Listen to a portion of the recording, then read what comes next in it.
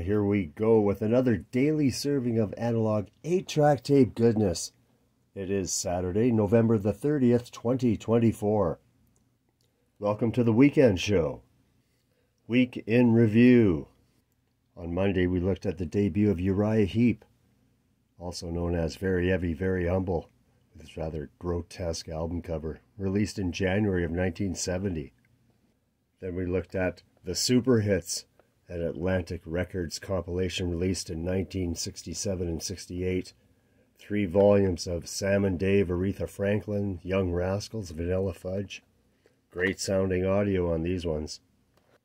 Then on Wednesday we looked at Ramsey Lewis's newly recorded all-time non-stop golden hits, re-recordings of his 1960 hits such as The In Crowd. Then on American Thanksgiving we looked at Blondie's Auto-American, released in 1980. Then from 1969, Led Zeppelin II, where I did a tape repack. Great sounding cartridge, this one. On this date, November 30th, Dick Clark was born. Here we see Dick Clark's 20 years of rock and roll. On this date, 50 years ago today, Elton John's Greatest Hits was the #1 record in America. It would stay that way for the next 10 weeks. Yeah, so I'm running out of these sensing foils, and unfortunately up here in Canada we have a postal strike, so it's kind of holding me back here, which really sucks. And now I'd like to present to you my top 10 live rock and roll 8-track tapes. Coming in at number 10, released in January of 1976, Frampton Comes Alive. I think everybody with an 8-track player had this one back in the day. Released in the summer of 1972, Elvis's Live at Madison Square Garden, the quintessential live Elvis tape. Released in America in March of 1973, Deep Purple's Made in Japan.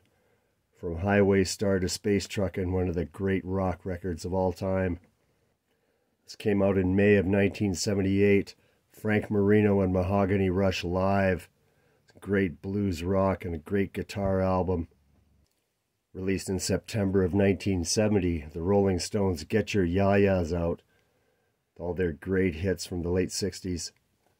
Coming in at number 5, released in September of 1975, Kiss Alive, one of the great hard rock albums of all time. UFO's Strangers in the Night, released in January of 1979.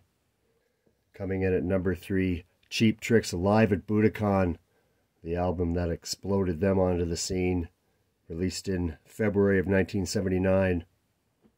At number 2, released in May of 1970, The Who Live at Leeds, recorded at the University of Leeds.